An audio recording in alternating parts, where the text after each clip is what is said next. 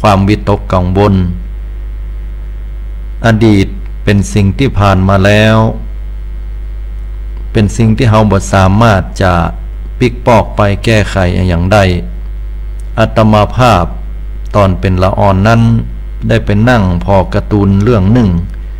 การ์ตูนเรื่องนี้ชื่อว่าโดเรมอนหรือโดราเอมอนโดราเอมอนนั้นในยามละอ่อนก็มักจะหันว่าเป็นฮีโร่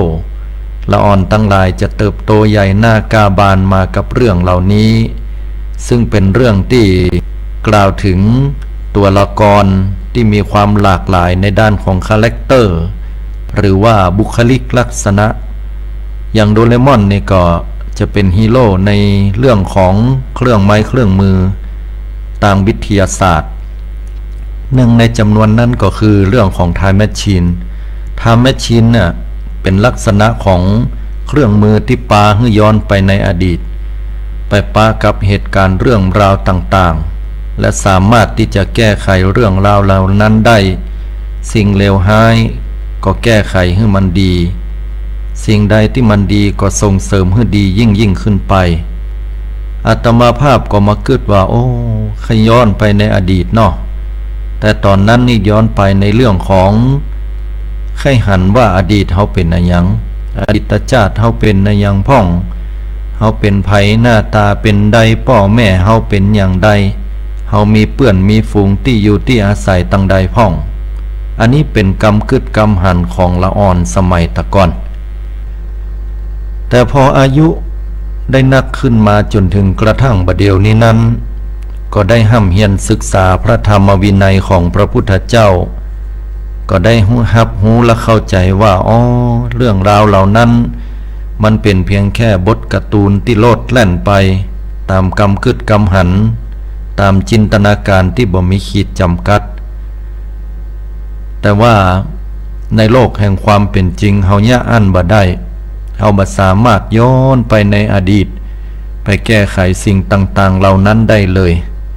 มันเป็นเรื่องที่น่าเศร้าใจญาติโยมทั้งหลายเรื่องที่เกิดขึ้นในอดีตนั้นล้วนแล้วแต่เกิดจากวิบากกรรมที่เฮาได้กระทำสร้างไว้ในอดีตชาติก็ดีขณะเดียวกันในระหว่างนั้นความเป็นอดีตนั้นเฮาจะอยู่กับอันหยังพ่องเฮาจะเลือกเนี่ยหยังซึ่งคนส่วนนักบ่ฮู้ในสิ่งนี้ยกตัวอย่างง่ายๆเป็นต้นว่าเฮาปะกับความยากความจนเฮาเป็นคนที่เปิ้นดูถูกดูหมิ่นดูแคลนเป็นคนที่สังคมเปิ้นบ่ได้ให้การยอมรับเท่าที่ควรอาจจะด้วยว่าสังคมนี้ยินดีพอใจกับบุคคลผู้มีเงินมีทองจนถึงกระทั่งมีคนที่เน็บแนมพอสมควรบอกว่ามีเงินนับเป็นน้องมีทองนับเป็นปี่เงินเข้าที่ไหนก็เดือดร้อนที่หั่นแต่คณะเดียวกันคนก่อยกย่องเชิดชูคนมีเงินถึงกระทั่งบอกว่าคนรวยทำอะไรอย่างก็บ่น่าเกลียดทีนี้เมื่อเฮาอู้อย่างอี้ก็รู้สึกว่าคนที่เปิ้นทุกข์ยากเข็ญใจหรือคนที่เปิ้นบ่พอใครมั่งใครมีต้องแสวงหาแข่งขันกันเพื่อจะได้นำมาซึ่งความเป็นหน้าเป็นตามีหน้ามีตามีที่ยืนในสังคมเป็นที่ยอมรับยกย่องเชิดชูของคนทั้งหลายแต่บางทีบางครั้งถ้าคนเฮาได้มาด้วยทรัพย์สิ่งของเหล่านั้นด้วยความสุจริตผ่องใสเฮาก็ยืนอยู่ในสังคมอันใหญ่หน้ากล้าบานมีความองอาจสง่าเหลางามบ่มีความหวั่นไหวขั้นครามแต่ถ้าปุคละผู้ใดไผ่ผู้หนึ่งได้ทรัพย์สินสิ่งของเหล่านั้นมาด้วยความทุจริตบ่ถูกต้องก็เป็นอันว่าถึงแม้จะยืดหน้าเชิดชูอยู่ในสังคมได้เพียงใดก็ตามแต่ในใจลึกๆแล้วก็จุตัวเก่าบ่ได้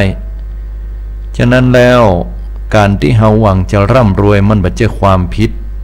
แต่ว่าผิดตรงที่เฮาจะแสวงหาสิ่งเหล่านั้นมาด้วยวิธีการใดอันนั้นแห่งเรื่องหนึ่งขณะเดียวกันคนที่ยากจนนั้นอดีตชาติก็เป็นบุคคลผู้ที่หื้อตาน้อย ในตามหลักพระพุทธศาสนาของเฮากล่าวไว้อย่างนั้นสิ่งเป็นอดีตก็ละไปแล้วสิ่งเป็นอนาคตก็ยังเนี้ยบามาถึงเตื้ออดีตนั้นเป็นครูสอนที่ดีที่สุดพระพุทธองค์ได้ตรัสบอกกับหมู่เฮาว่าถ้าหากปุคละผู้ใดภัยผู้หนึ่งนั้นปฏิบัติอยู่กับปัจจุบันนี้มีสติอยู่กับปัจจุบันย่อมนำความสุขมาให้อดีตนั้นเป็นเรื่องที่ผ่านมาแล้วแก้ไขอย่างบ่ได้ถ้าเฮาฮู้ว่าเฮาทุกข์ยากลำบากก็ขอให้เขามีความเปลี่ยนพยายามอดทนมีความพึงพอใจในตัวเก่าเปลี่ยนพยายามที่เก็บเล็กผสมน้อยบ่ต้องไปแข่งกับเปิ้นมีเงินเป็น100 ล้านพันล้านเฮาก็แค่มีมันก็เป็นธรรมดาแต่จะไปฝันไกลเกินตัวเก่าญาติโยมทั้งหลายนกน้อยสร้างหังให้ปอตัวนกตัวน้อยเดียวนกจอกจะแปลงหังบะเล็กบะเล่นให้มันใหญ่เท่ากับหังของนกอินทรีมันเป็นไปได้ยากแถมอย่างหนึ่งนั้นการให้ตัวเก่านั้นจะต้องสร้างหังใหญ่ถึงขนาดนั้นก็บอกฮู้ว่าจะอยู่ไปเพื่อหยังเพราะว่าการที่มันเกินอยู่กว่าฐานะของตัวเก่าไปแล้วก็บ่เป็นที่มาของสิ่งที่ดีงามอันใดหรือว่าบ่เหมาะสมแก่ตัวเก่าฉะนั้นก็พิจารณาเอาเรื่องราวว่าเฮาควรอยู่ตามตัวของเฮาอย่างนี้ อดีตที่มันผิดพลาดไปบ่ว่าจะเป็นเรื่องราวต่างๆอย่างอื่นเช่นว่าเกิดความกินแหนงใจที่ได้ทำได้สร้างสิ่งที่ผิดพลาดมาแต่อดีตนั้นก็อย่าได้เก็บเอามาใส่อกใส่ใจของเฮาอาตมาภาพนั้นได้ปะโยมคนหนึ่งซึ่งเปิ้นก็ได้เสียชีวิตไปละโยมท่านนี้นั้นเปิ้นก็เป็นข้าราชการชั้นผู้ใหญ่เคยสนทนาอู้จากันไปก็ได้ความว่าเปิ้นได้อู้เรื่องราวอดีตของเปิ้นว่าเปิ้นเสียใจที่สุดในชีวิตเรื่องหนึ่งนั่นก็ในการที่เปิ้นได้ไปเข้าสู่คุกสู่คอกสู่ตารางโดยที่บ่มีความผิดเลยเป็นเวลาอยู่2 ปีด้วยกันจากวันนั้นเมื่อตอนอายุ30 ปีจนกระทั่งก่อนเปิ้นจะเสียชีวิตผ่านมาได้ราวๆ10 ปีที่อู้กันเนี่ยเปิ้นก็บอกว่าบ่เคยลืมเลยแล้วก็พยายามที่จะหาหลักฐานเข้าไปสู้เดินเรื่องอยู่ตลอดเพื่อเรียกร้องความเป็นธรรมคืนมาอาตมาภาพก็บอกว่าโยมพระพุทธองค์ตรัสว่าสิ่งที่เป็นอดีตมันผ่านพ้นมาแล้ว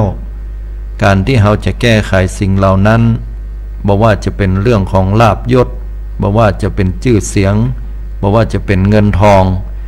มันมีการผันแปรไปเป็นธรรมดาโยมอาจจะบ่ได้ทำความผิดอันใดแต่ว่าบุพกรรมที่ทำไว้ในอดีตก็มีเหตุที่จะต้องให้เฮาสัตว์ไปอยู่ในหั่นก็คิดเห็นว่าเฮาได้ใจหนี้กรรมในอดีตไปละใจหนี้เจ้ากรรมนายเวรใจหนี้ในสิ่งที่เฮาได้ทำไปแล้วแล้วออกมานี่โยมก็เป็นที่เชิดหน้าชูตาของสังคมแล้วเหรอเปิ้นก็ยกย่องคือคุณโยมเป็นบุคคลที่ดีเด่นแล้วอาตมาว่ามันบ่มีประโยชน์ที่เฮาจะไปสอยความยาวสาวความยืดโดยหาเรื่องราวในอดีตแห่มแต่ที่เปิ้นจะได้ดวงตาหันธรรมกึดใจได้เปิ้นก็ยังยืนยันกับอาตมาภาพตอนนั้นว่ามันเป็นความรู้สึกที่บ่สามารถเลือนหายไปได้เพราะว่าบ่ได้รับความเป็นธรรมก็จะพยายามทำจนถึงกระทั่งที่สุดนั่นเนาะจนกว่าจะเปิ้นประกาศบอกว่าเฮาเป็นผู้บริสุทธิ์หมดใสบ่ได้มีความผิดแต่อย่างใดอันนี้เปิ้นว่าจะเรียกร้องความเป็นธรรมอาตมาได้หันได้พอแล้วก็พิจารณาว่าเสียดายเหมือนกันเนาะเปิ้นอยู่กับอดีตก็เจ็บปวดใจไปโดยเปล่าจนในกระทั่งที่สุดเปิ้นได้เสียชีวิตไปเมื่อประมาณราวๆสัก10 กว่าปีมานี่ก็ลองไปถามภริยาอู้จาเปิ้นก็ยอมบอกว่าเรื่องราวต่างๆนั้นก็บ่ได้ดำเนินการไปจนถึงที่สุดได้อยู่แต่ขั้น ที่พิจารณาอยู่และในที่สุดตนตัวของเปิ้นก็ได้เสียชีวิตไปเหียก่อนญาติโยมเฮาตั้นทั้งหลายบางสิ่งบางครั้งนั้นในอดีต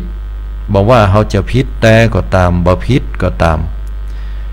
บางอย่างบางสิ่งที่เฮาสามารถที่จะพิจารณาและปลงวางมันลงเนี่ยเฮาก็ควรที่จะปลงวางลงเหี่ยวพ่องบ่ต้องไปยึดมั่นถือมั่นมันบางอย่างที่เฮาโดนคนอื่นด่าก็ดีบ่ต้องไปด่าตอบเพราะการที่ด่าตอบนั้นจิตเฮาก็เศร้าหมองใจเฮามันก็บ่พองแผ้วบางเตื้อบางครั้งคนเฮาก็ต้องรู้จักคำว่ายอมเหี่ยวพ่องการยอมนั้นบ่ได้หมายความว่าบุคคลผู้ยอมจะเป็นคนขี้ขาดตาขาวเป็นคนบ่สู้คนเป็นคนเหงาคนใบ้เป็นคนบ่มีสติปัญญามันบ่เหมือนละครน้ำเน่าเนาะที่จะต้องมาตบมาตีจะต้องมาทำร้ายกันแก้แค้นกันไปเหมือนภาษิตจีนเพิ่นว่านั้นแก้แค้น10 ปียังบ่สายถ้าเฮากึดยังการปลงการวางมันบ่เกิดขึ้นเมื่อการปลงการวางบ่เกิดขึ้นแล้วจิตใจเฮามันก็บ่ผ่องแผ้วสะอาดผ่องใสเฮาก็จะมีแต่ความทุกข์อกทุกข์ใจอยู่นี่ฝังจิตฝังใจอยู่ก็ด้วยว่าอดีตนั้นเฮาเคยทำผิดก็ดีอดีตนั้นเฮาบ่ผิดพลาดก็ดีทุกสิ่งทุกอย่างมันก็เหมือนภาพมายาญาติโยมทั้งหลายมันผ่านมาเหี่ยแล้วอาตมาว่าเฮาควรที่จะอยู่กับปัจจุบันนักกว่าขณะเดียวกันคนเฮาก็บ่ควรที่จะกังวลใจไปในอนาคตเพราะว่าอนาคตมันเป็นเรื่องที่ยังมาบ่ถึงการที่คนเฮากังวลใจล้ำไปกึดนักล้ำไปมันก็เป็นเหตุเป็นปัจจัยอย่าให้เฮาต้องมีความทุกข์พระพุทธองค์นั้นสอนเรื่องความทุกข์และก็การดับทุกข์บางคนบางท่านนั่นกังวลอกกังวลใจไปก่อนทั้งที่เรื่องราวนั้นยังมาบ่ถึงเตื้อคนเฒ่าบางคนนั้นเพิ่นก็กึดเติงหาลูกหาเต้าหาหลานพิจารณาว่าเมื่อใดจะปิกจะปอกบ้านมันไปแอวตั้งที่ไก่บ่ล่างว่าหนาวบ่ได้ห่มผ้าบ่ได้นุ่งเสื้อแขนยาวไปเหียใส่เตียวขาก้อมไปก็เป็นห่วงเป็นใยอยู่สักลางเตื้อกึดไปนะสะดุ้งตกใจกลัวบ่ล่างว่ามันออกไปจากบ้านแล้วปากันไปเคี้ยวหัวกันเอามีดเอาผ้าเอาไม้หน้าสามไปบุบไปตีกันเหมือนที่เปิ้นเสนอข่าวนั้นจ้าบดีก็ออกไปแล้วนะยิ่งเป็นลูกเป็นหลานไม่ยิงบ่ล่างว่าไปใดเหียนะไปแอวกับปอใจกะไปมั่วกันกะถ้าเกิดต้องขึ้นมาจะได้นะให้ออกมาเป็นน้ำหูน้ำตาเจ็ดน้ำตาอยู่อย่างนั้นบางคนบางท่านก็กึดวิตกกังวลไปต่างๆนานากระทั่งว่าบ่ล่างว่าเอารถไปฉลับเหียก้าตกตังน้ำตาหนตางไผ่บหารให้เป็นดีอินดูล้ำบ่ล่างว่าเจ็บปวดทรมานกึดไปสปะอย่างปรุงแต่งอยู่อย่างหั่นเนาะในที่สุดนอนบ่หลับพอได้ยินเสียงรถเข้าบ้านมาดีใจละรับลงละกว่าจะรับได้ก็ตี 2 ตี 3นะลูกเต้าเหล่าหลานบ่ได้อยู่ปัญญาการก็เป็นกังวลใจอันที่แต่มันก็บ่เป็นหยังแต่ว่าเฮาก็เป็นทุกข์ใจด้วยเยื่อใยสัมพันธ์ที่เฮาเป็นอุ้ยก็ดีเป็นพ่อเป็นแม่ก็ดีบางสิ่งบางครั้งญาติโยมก็ปงเหี่ยพ่องบ่ต้องไปกังวลอย่างมันนักมันจ้วยอย่างบ่ได้เป็นเรื่องแต่ว่าเฮาเป็นพ่อเป็นแม่เป็นอุ้ยเป็นคนที่เฮาเป็นห่วงหาอะไรเขาแต่ความห่วงหาอะไรนั้นเฮาก็แสดงออกด้วยการการจาการบอกเขาละอ่อนนั่นมันเป็นวัยของเขาพอวัยของเขาเกิดขึ้นมันยากในการที่จะห้ามจะปรามแล้วก็ในยามที่เฮาเป็นทุกข์นั้นมันก็รู้สึกว่าจะบ่ม่วนใจในที่สุดแล้วก็บ่มีหยังเกิดขึ้นเนาะละอ่อนก็อยู่ดีมีสุขอยู่ตกแห่งวันมันไปนะเฮาก็เป็นทุกข์เหมือนเก่าอย่างเอี้ยไปเมื่อวันก็เป็นทุกข์ไปเมื่อคืนก็เป็นทุกข์ แต่ก่อนตุกกับลูกบ่พอบ่เดียวตุกกับหลานแฮม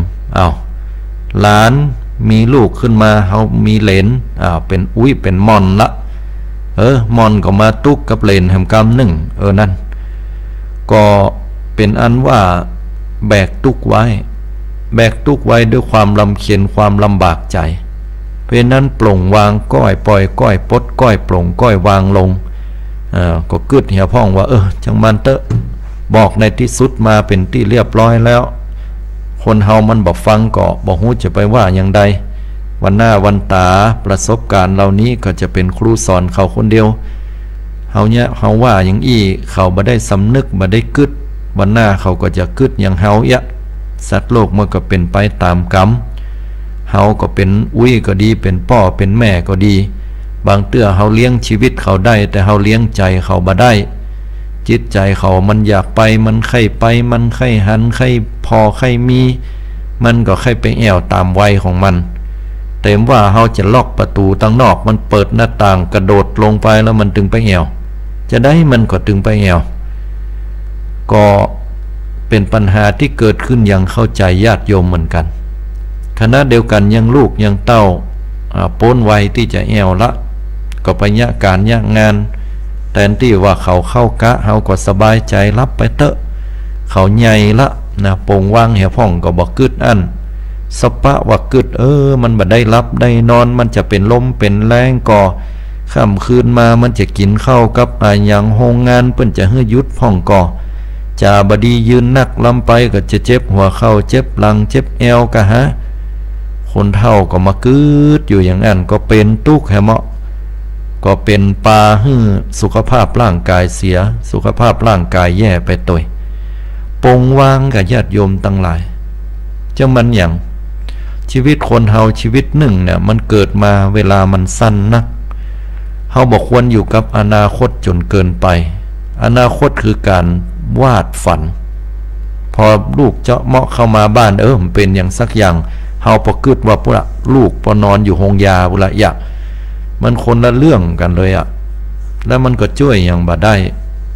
โดยความเป็นห่วงของเฮาก็ตักก็บอกเขาตามสมควรนะโยมบอกเขาล้ำไปเขาก็ล้ำคาญเหมือนกันนะเขาก็จะว่าคนเฒ่านี่ขี้จมขี้ซ้ำขี้ย่อยโดยเขาบ่ได้กึดว่าเขาบ่เฒ่ามาหรอแล้วเป็นยังเฮาพอจะเป็นยังใดคณะเดียวกันโยมก็จะไปลืมว่าเฮาก็เป็นคนหนุ่มมาแล้วแต่ก่อนเฮาบ่ล่างว่าได้ว่าให้คนเฒ่าเพิ่นก็หูเนาะกรรมมันมาคิดกันเนี่ยมันเป็นอย่างนี้สรุปความก็คือว่า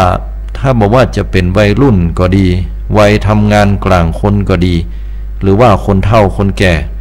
ก็ล้วนแล้วแต่เป็นไปตามวัฏจักรเป็นไปตามกรรมกึดกรรมหันความรู้สึกนั้นๆเฮาก็ควรจะปลงจะวางเหี่ยแล้วทีนี้อนาคตมันดีอย่างใดอนาคตเปิ้นบ่ฮื้อกังวลใจไปอนาคตก็ตั้งแต่ยามเวลานี้ที่ยังบ่ถึงเตื้อจนกระทั่งว่ำบึดก็ดีวันพูกก็ดีเดือนหน้าก็ดีปีหน้าปีใน10 ปี20 ปี30 ปีไปหน้าตลอดอันนั้นก็คืออนาคตทีนี้ตุเจ้าศรัทธาก็ว่าตุเจ้าบ่ฮื้อไปอยู่กับอดีตผ่านมาแล้วบ่ฮื้อไปกังวลกับอนาคตแล้วเฮาจะอยู่อย่างใดเนี่ยโยมญาติโยมทั้งหลายอยู่กับปัจจุบันนี้อยู่กับลมหายใจของเฮานี่ญาติโยมทั้งหลายเพราะว่าจิตมันต้องมีที่เกาะติดติวนิวเนื่องถ้าหากว่าเฮาต้านทั้งหลายนั้นบ่ได้อยู่กับปัจจุบันบ่ได้อยู่กับลมหายใจ จิตเฮาก็จะไปติดอยู่กับสิ่งอื่นสาธกยกตัวอย่างง่ายๆตื่นมาปุ๊บเนี่ยบ่ต้องกึดอย่างละเอาสติมาอยู่ที่ลมหายใจนี้อยู่กับปัจจุบันนี้ลมหายใจเข้าก็ภาวนาหูอยู่ว่าลมหายใจเข้าลมหายใจออกก็หูอยู่ว่าลมหายใจออกนอนสบายหงายหน้าขึ้นก็ได้นอนหงายขึ้นแล้วก็หายใจพอต้องมันปองพอต้องมันยุบเอามือมาวางตัวก็ได้พอที่ลมหายใจนี้สักบึดสักกรรมเฮาจะมีความรู้สึกว่าเฮาเบาสบายมาเปรียบเทียบกับการที่เฮานอนกึดหาลูกหาเต้าหาหลานเฮามันคนละเรื่องเนี่ยนะมันคนละเรื่องเลย แล้วเดี๋ยวละอ่อนมันก็เจาะเหมาะเข้ามาบ้านก็เหมือนกับตะวาที่เฮานอนกึดนักวันนี้เฮาบัดได้กึดแต่กำหนดลมหายใจเขาก็เข้ามาบ้านเหมือนกันระหว่างที่เฮากึดกับเฮาบักกึดอันไหนมันมีความทุกข์อันไหนมันมีความสุขเมื่อเฮาหูอย่างอี้แล้วนี่เฮาก็เลือกละว่าต่อไปนี่เฮาจะแยกอย่างใดนะมีสติอยู่กับปัจจุบันนี่คือความจริงศรัทธาญาติโยมเฮาท่านทั้งหลายอดีตคือภาพพจน์อนาคตคือความฝันปัจจุบันนั้นคือความจริงเปิ้นว่าอย่างนั้นถ้าเฮาอยู่กับปัจจุบันเฮาจะแยกอย่างเฮาก็มีสติสาธกยกตัวอย่างเวลาเฮาจะขับรถขับรางถ้าเวลาเฮาบ่มีสติก็มีโอกาสที่จะเอารถไปจนเปิ้นพ่องหรือว่าออกไปนะรถก็มาจนขี้ข้างเฮาพ่องถอยใส่เกียร์ถอยพอแล้วพอบดีก็อาจจะไปคืดไปตุบไปต่ำพ่องสักหลังเตื้อไปตั้งหน้าบ่มีสติใจลอยอาจจะเหยียบเบรกในกระทันหันพ่องละอ่อนเอาหัวไปตุบไปต่ำคนซ้อนเอาตุบหัวไปตุบไปต่ำให้บ่ขืนนะได้รับบาดเจ็บพ่องอย่างพ่องอย่างอี้เป็นต้นนะมันก็ทำให้ได้รับอุบัติเหตุได้หรือบางครั้งนะคนที่นับตังเนี่ยสำคัญที่สุดแผนกนับตังถ้าใจลอยไปเหี่ยบ่อยู่กับปัจจุบันแล้วนี่มันตึงยุ่งพ่องละเนออย่างอี้นะมีปัญหากระทบกระเทือนกับหน้าที่การงานบางเตื้อบางคนนั้นก็เป็นคนวิตกจริตสติบ่ค่อยดีเวลาไปอยู่ใกล้อยู่หิมอาตมาจำได้ตอนเป็นละอ่อนมันมีคนเฒ่าบ้านพุ่นน่ะเปิ้นเป็นคนขี้กั้งคือบ่มีสติขี้กั้งนักตัวน่ะญาติโยมทั้งหลายเวลาไผไปใกล้ๆเนี่ยลองเอามือไปตบแป้นที่เปิ้นนั่งนั่นนะหรือว่าตบมือดังๆให้เปิ้นสะดุ้งตบแห้งๆมีคนป้าจายคนหนึ่งมาขี้เล่นนะเนาะบัดเดียวเปิ้นเฒ่าละส่วนคนเฒ่าที่เปิ้นขี้สะดุ้งนะเปิ้นตายไปแล้วบัดเดียวกระดูกพวะไปหะคนหนุ่มคนเนี้ยแต่ก่อนเนี่ยก็เข้ามาใกล้ด้วยความเกยชินกันเกยเล่นกันเนาะเขามือไปตบแป้นจัดดังนะแล้วก็บอกว่าเอ้าฟ้อนเวนะโอ้คนเฒ่านั่นตอนนั้นก็ลุกแต่กะฟ้อนยึกเนี่ยพอฟ้อนก็เป็นที่ชอบอกชอบใจเป็นที่ม่วนเนาะของคนตบนังปื้นนั่นก็ตบตีนตบมือไข้หัวเข้าใส่นะหมู่คนตั้งข้างหันยังอันก็ไข้หัวเนาะอดไข้หัวบ่ได้อาตมายังอดไข้หัวบ่ได้เลยแต่ก็สลดใจเหมือนกันว่าโอ้อย่างนั้นเป็นอี้แต่ว่าเนาะคือกึดอินดูเปิ้นพอคนเฒ่านี่เปิ้นได้สติแล้วนะแทนที่เปิ้นจะไข้หัวเนี่ยเปิ้นกับปานป้อนบดีใส่นะโอ้บ่ห้ากินนี่นะสุมาเตญาติโยมได้อรรถรสในการฟังนะสุมาเตก็ด่าก็ว่าหลายกรรมอันใดบดีเนาะโอ้สัปปะกรรมจะมาว่านะพ่อใจคนนั้นพ่อใจคนนี้ก็บ่ถือยิ้มเหี่ยไข้หัวเหี่ยแต่ว่าโดยวจีกรรมแล้วนี่เป็นการเบียดเบียนผู้อื่นนะโยมนะเนี่ยคือเปิ้นได้สะดุ้งตกอกตกใจเกิดมาแห่งชาติจะเป็นบุคคลผู้ที่บ่ค่อยมีสติอันสมบูรณ์นะตายไปก็เป็นเหตุไปเกิดอสุรกายนะเพราะว่าชอบหลอกชอบหลอนที่เฮาว่าผีหลอกเนี่ยก็คือไอ้หมู่อสุรกายทั้งหลายเนี่ยที่ชอบหลอกที่ชอบเนี่ยคือเปิ้นได้สะดุ้งตกใจบดีนะโยมบดีเป็นวิบากกรรมนี่ล่ะถ้าหากว่าเฮาเป็นคนอย่างนั้นก็ฝึกการภาวนาการอยู่กับลมหายใจอยู่กับปัจจุบันเฮานักบ่ต้องกึดไปในอดีตบ่ต้องไปเสียอกเสียใจเรื่องอดีตมันผ่านมาแล้วมันช่วยอย่างบ่ได้พุทธองค์ตรัสว่าสิ่งที่ทำลงไปแล้วทำคืนบ่ได้เฮาจะย้อนปิกปอกไปแต่ก่อนว่าถ้าเฮาฮู้อี้เนี่ยเฮาจะค้าขายอย่างอันดีกว่าเฮารวยไปละนะหรือฮู้อย่างอี้เนี่ยเฮาจะบ่าใจฮ้อนละนะแต่ก่อนนี้กินแรงใจบ่น่าเลยนะมือของเฮาบ่น่าจะไปประทุษร้ายบ่น่าจะไปตีไปเอาตีนไปเตะไปต่อยไปเนี้ยคือเปิ้นต้องได้บาดเจ็บจนกระทั่งว่าเปิ้นนั้นต้องมีอันเป็นไปพ่อง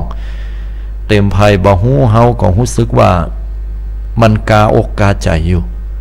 อันนี้ล่ะญาติโยมอันตรายที่สุดก็คือสิ่งที่เฮาเก็บไว้ในใจสิ่งเหล่านี้มันจะสะสมสั่งสมเนี่ยให้เฮานั้นจะไปสู่อบายภูมิ อันเป็นปากตังแห่งความบ่เจริญ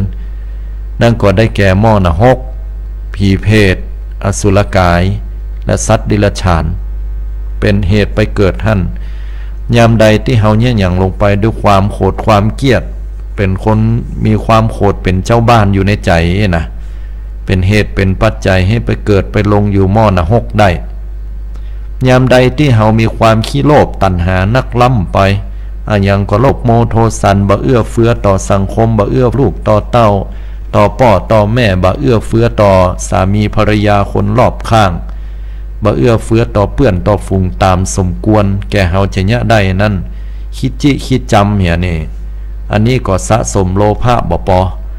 ปลายบ่ปอหันคนอื่นเปิ้นมีนะก็แสวงหาในสิ่งที่บ่ถูกต้องไปลักไปจกไปขโมยไปเบียดไปเบียนเปิ้นไปแกล้งเปิ้นยะฮือตัวเก่าต้องได้ทรัพย์สินสลิงคานของเปิ้นมาโดยที่เปิ้นนั้นบ่ฮู้หรือว่าบ่เต็มอกเต็มใจก็เป็นการสะสมโลภะเป็นเหตุไปเกิดให้เป็นผีเพศเป็นอสุรกายได้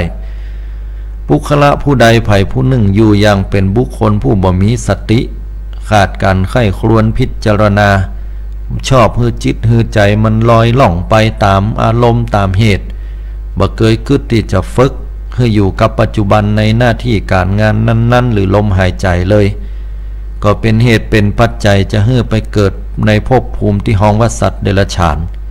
ตามแต่วิบากกรรมจะปาไปเป็นหมูมากาไก่นกสิงสาราสัตว์ตึงมดตึงมวลที่บ่ใช่มนุษย์คนเฮาเป็นสัตว์เดรัจฉานก็ยากในอันที่กว่าเฮาจะขึ้นมาเป็นมนุษย์ได้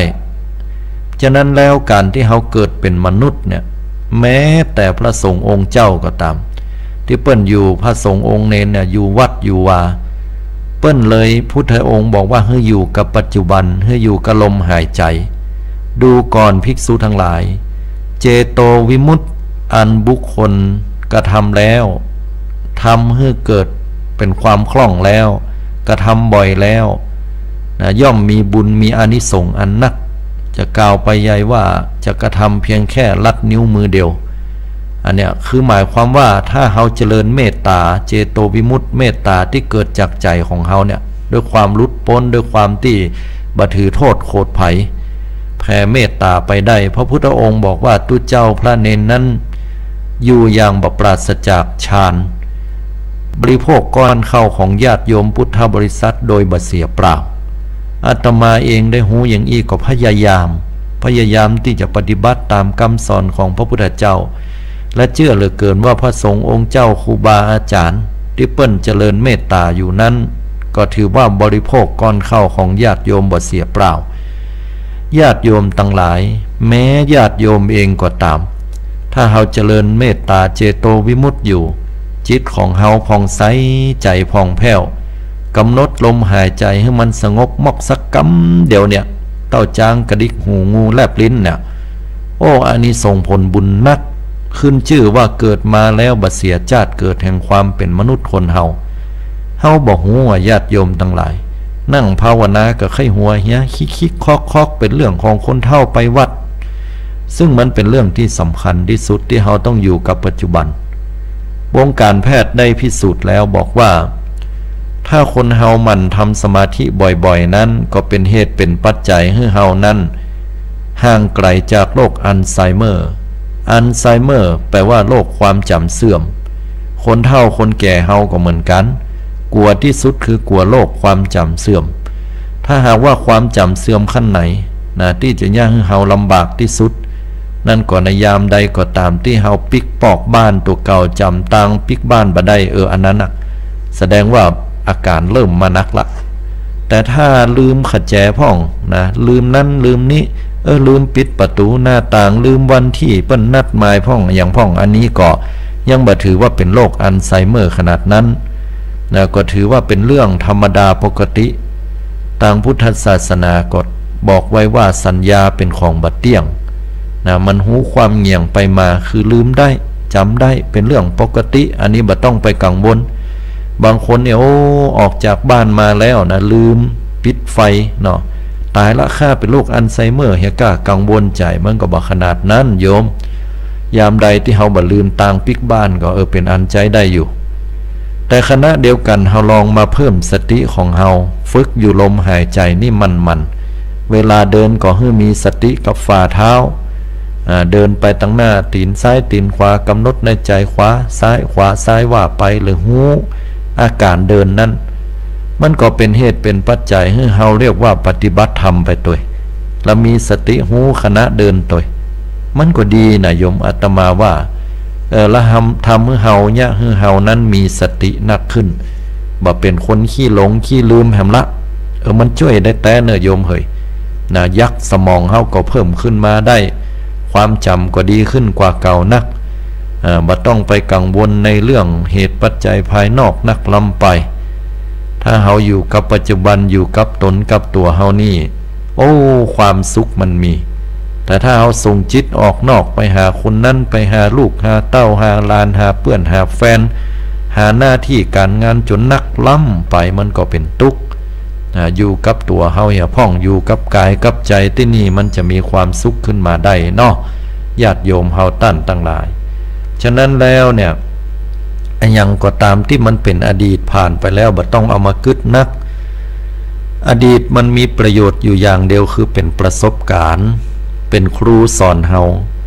สอนได้ถึงเฮาสอนได้ถึงลูกหลานตานเต้าหรือคนที่เฮาตั้งใจจะสอนอาตมาภาพเองตอนเป็นเน้นก็เฮียนธรรมะเนี่ยเพิ่นสอนให้เฮาต้องให้เฮาเล่าไปเฮาก็บ่ฮู้ว่าเพิ่นสอนให้เฮาต้องไปอีหยังเป็นนกขุนแก้วขุนทองไปอันนั้นกะอีน่ะก็ต้องไปในที่สุดแล้วพอเฮาใหญ่หน้ากาบานเป็นตุเจ้าหลายวาสาพระศรัทธาญาติโยมก็ดีหลายผู้หลายท่านหลายคนพระกับบรรดาพระสงฆ์องค์เจ้าหลายกลุ่มหลายหมู่หลายคณะความชอบใจก็ดีบ่ชอบใจก็ดียินดีก็ดีบ่ยินดีก็มีสปะวะอย่างก็สอนอยู่หั่นโชคดีที่เฮาได้ต้องได้จำจากครูบาอาจารย์มาธรรมะเหล่านั้นที่เฮาเคยเรียนยามทุกข์ใจยามที่เฮามีปัญหามันจะก้อยไหลก้อยพลั่งพลูเข้ามาในใจจ้อยก้อยแก้ไขก้อยเนี่ยให้เฮาได้กึดได้พิจารณาได้นี่คือประโยชน์ของธรรมะว่าจะได้ตะกอนเพิ่นฮื้อต้องไว้นะจะได้เพิ่นฮื้อเฮาเฮียนไว้มันเป็นอย่างนี้แล้วก็อดีตน่ะมันเป็นประสบการณ์ด้านเป็นครูสอนที่ดีของหมู่เฮาเอาประสบการณ์เหล่านั้นมาสอนสิ่งไหนที่มันเป็นสิ่งที่ดีก็สอนลูกสอนเต้าว่าตะกอนอีพ่ออีแม่พ่ออุ้ยแม่ป้าเคยเนี่ยอย่างอีเนอละอ่อนบ่ต้องไปบอกมันจนถึงว่าต้องตัดสินใจแทนมันนะละอ่อนมันจะตัดสินใจคนเดียวเฮาแนะนำให้เขาได้ว่าอย่างอี้มันบ่ดีนะลูกอย่างอี้มันบ่เหมาะบ่เปิงบ่ควรนะก็เดียวมันตัดสินใจคนเดียวถ้ามันตัดสินใจผิดมันก็จะเป็นครูสอนมันคนเดียวว่าอ๋ออันนี้มันผิดมันบ่ดีถ้าหากอันนี้ตัดสินใจถูกอันนี้ถูกละมาถูกต่างละถ้าหากว่าเฮาไปรั้นให้มันเนี่ยตามที่เฮาต้องการจิตใจมันก็บ่ค่อยชอบบ่ค่อยยินดีเหี่ยมันก็จะรักเนี่ยรักทำอยู่อันน่ะเหมือนกับที่มัน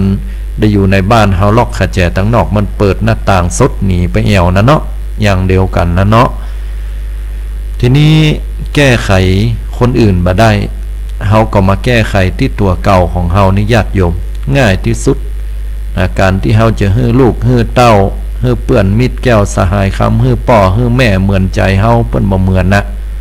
ฮื้อเจ้านายเหมือนกับใจของเฮามันบ่เหมือนอันนั้นเฮาก็ทำใจตัวเก่าที่นี่เหี่ยกึดเหี่ยบ่ต้องไปอมตุกไว้บ่ต้องไปกึดว่าใจนี่ใจกรรมนะบางเตื้อมันก็บ่พดบ่เป่งบ่ว่ามันก็เป็นอุบายหนึ่งเหมือนกันนะแต่บางเตื้อก็จะมาโทษเรื่องกรรมว่าทำดีได้ดีมีที่ไหนทำชั่วได้ดีมีถมไปแหมะนะเพราะฉะนั้นแล้วก็พิจารณาปลงวางเอาตัวเหมือนกันปลงวางไปว่าช่างมันเตอะเขาก็อายุบ่ถึง100เฮาก็บ่ถึง100เดี๋ยวก็ตายคนรวยก็ตายหั่นคนตุกก็ตายหั่นคนปานกลางก็ตายใครจะมีชื่อเสียงเรียงนามลาภยศสักตะใด60เปิ้นก็ปลดออกแล้วหัวโคนเพิ่นก็ออกแล้วเป็นผอ.ก็ดีเป็นอธิการบดีก็ดีนะเป็นนั่นเป็นนี่ก็ดีกันเดียวเปิ้นปลดออกแล้วมันก็สามัญชนคนธรรมดาเนี่ยไม่ใช่มีอย่างแล้วเฮ เฮาเหมือนกันจะเป็นยาจกเข็นใจเปิ้นบ่ได้ให้เกียรติเฮาเท่าที่ควรก็ดี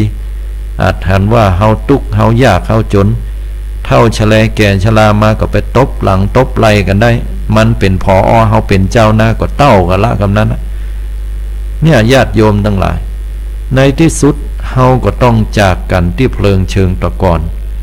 มันเลยบอกว่าโอ้สิ่งเป็นอดีตก็ดีอนาคตที่จะมาถึงก็ดีบ่ต้องไปกังวลใจอยู่กันกับปัจจุบันให้ดีที่สุดเวลาของคนเฮานะยากนักญาติโยมที่เหลือจะเป็นระยะเวลายาวไปเฮาบ่สามารถจะฮู้ได้เฮาฮู้ในวันเกิดแต่บ่ฮู้วันตายลางทีเป็นนายลางทีเป็นข้าอย่างเปิ้นว่าเตื้อก็ดีเตื้อก็บ่ดีเหตุการณ์ที่มันจะเข้ามานี่นะก็ต้องเกียมใจฮับไว้อย่างบางเรื่องบางราวนั่นบ่ต้องไปกังวลใจมันล้ำคิดว่าลูกเต้าจะเป็นนั่นเป็นนี่หลานมันจะประสบอุบัติเหตุจะตายกาจะยั่งกาก็บ่ต้องไปกึดนักกึดอย่างอี้ดีกว่าว่า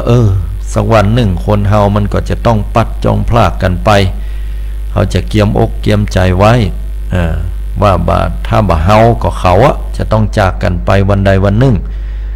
อันที่กึดอย่างอี้บ่เจอไปแจ้งกันนะโยมแต่มันเป็นความจริงแจ้งจอด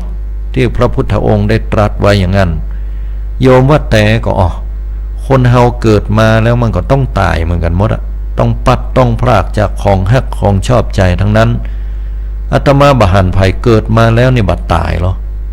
แม้แต่องค์สมเด็จพระสัมมาสัมพุทธเจ้าเป็นยอดบรมครูศาสดาจารย์บ่มีอาสวะกิเลสประเสริฐกว่าเทวดาและมนุษย์ทั้งหลายพระองค์ท่านก็ยังปรินิพพานไปแม้แต่ว่าในหลวงรัชกาลที่9พระองค์ท่านก็ทรงเสด็จสวรรคตไปเห็นแล้วจากพระสกนิกรเจ้าไทยไปอย่างบ่มีวันกลับแม้แต่ว่าเศรษฐีและมหาเศรษฐีทั้งหลายก็ยังต้องตายละทรัพย์ของตัวเก่าเอาไปบ่ได้แม้แต่บาทเดียวชื่อเสียงคนที่มีชื่อมีเสียงมีเกียรติยศก็ละไว้ให้คนรุ่นหลังคนที่ทำให้ทำบดีคนที่มีคดีอันโชคชนที่สุดก็ยังตายไปคนที่มีความบโดดเด่นอย่างกัปเปิ้ลบโดดเด่นในเรื่องของทำให้ทำดีอย่างเป็นคนธรรมดาก็บ่หันว่าจะเป็นอมตะที่สุดก็ตายไปบอกว่าจะเป็นคนหนุ่มกำล่ำก้องละอ่อนตัวน้อยตัวนิดบอกว่าจะเป็นคนวัยกลางคนทำงานหรือเท่าชะแลแก่ชราก็เคยหันมาหมดละว่าตายไปตามวัยนั้นก็มี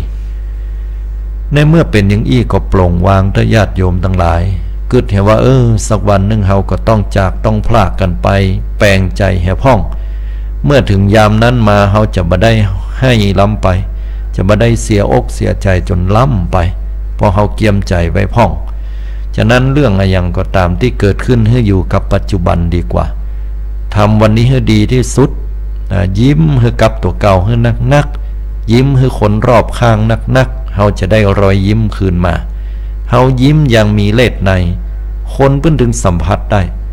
แต่ถ้าเฮายิ้มด้วยเมตตาธรรมยิ้มด้วยไมตรีจิตคนก็ฮับได้ไผก็หันว่าเป็นเสน่ห์พอแล้วก็สบายใจและยิ่งเขามีจิตอันเมตตาแผ่ออกไปเนี่ยมันเหมือนมีออร่าสมัยบัดเดียวเป็นห้องว่าออร่าก็คือเหมือนกับเป็นพลังเป็นรัศมีบางอย่างที่คนเข้าใกล้แล้วมีความสุขภัยก็แค่อยู่ใกล้กับคนประเภทนี้ประเภทที่มันขี้โคตรขี้เกียจเหียขี้จมขี้ดาขี้แจ้งประเภทที่มันอยู่ที่ไหนแล้วก็ทรยศหักหลังเปิ้นไผที่ไหนก็ใครห่างคนที่เห็นแก่ตัวหันเปิ้นจ่วยเนี่ยยังแล้วบอกใครจ่วยเหลือเจือจุนอย่างแม้แต่อย่างเดียวเอาตัวเก่ารอดไผที่ไหนก็บอกใครคบใครหาฉะนั้นแล้วเนี่ยเขาอยู่กับปัจจุบันเนี่ยปัจจุบันของเขาให้ดีที่สุดช่วยเหลือคนรอบข้างไปได้นั่นแหละคือสิ่งที่สังคมต้องการตามที่เขาจะเนี่ยได้อันอย่างที่เกินกว่าความสามารถของเขาไปก็ถือเหี่ยว่าเป็นอุเบกขาวางเฉยเหี่ยบ่ต้องไปเสียใจบ่ต้องไปดีใจกับมันเหมือนกับการที่เฮาหันคนละอ่อนที่มันทุกข์มันยากขาดโอกาสเนี่ยบัดเดียวเปิ้นประกาศมาตั้งทีวีตั้งสื่อเฮาก็ปากันไปบริจาคโอนไป 300 500ปันแล้วแต่เฮานะจะโอนนักโอนน้อย100 บาทก็แล้วแต่เฮาทำไปแล้ว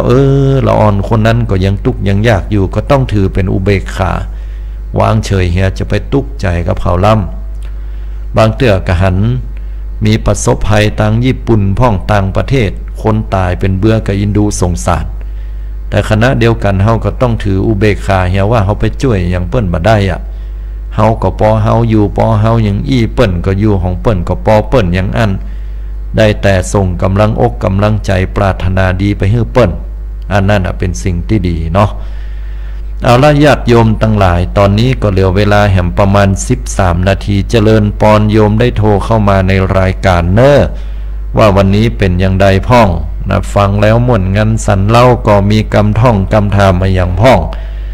จะมาถวายกำลังใจให้กำลังอกกำลังใจกันก็เจริญปอนกันได้080-221-6828 โยมโทรกันเข้ามาได้ถึงเวลานี้แล้วยินดีต้อนรับทุกสายบางสายนั้นอาตมาภาพอาจจะบ่ได้รับนะก็อาจจะสายซ้อนกันก็ดีเนาะจะได้จะนึ่งเฮียก็ต้องขออภัยตัวเอาละตอนนี้ก็มีสายจากคุณโยมญาติโยมนะที่ฟังรายการอยู่นั้นเฮาลองมาฟังเปิ้นพอเปิ้นมีกำกึดกำหันกำท่องกำถามหรือแสดงกำกึดกำหันอันใดลองมาฟังพอนอ7585ขออนุญาตรับสายเจริญปอนคุณโยมไว้สาเจ้าท่านโยมมาโทรมาจากตังใดปากกล้วยสุพรรณนะเจ้าปากกล้วยสุพรรณเจ้าเก่าเนาะเจ้าฟังทันตลอดวันนี้วันพุธเนาะวันพุธกับวันพัดพุธวันศีลนะท่านเนาะแม่นละเนาะพุธได้ฟังธรรมวัน2นะท่านตังปูนเปิ้นจัดทำมหาจารย์ก็โยม13กันเจ้าจัดกุปีท่านจัดกุปีเนาะว่าท่านทำอันฟังหัวเจ้า13กันนี่บ่ได้จัดสกรรมโยมปีนี้ต้องเพราะว่าเหตุปัจจัยหลายอย่างรวมถึงวัตถุเจ้าเตศมี3ตนกะแตทำมันมีนักเนาะก็เลยตานทำอานิสงส์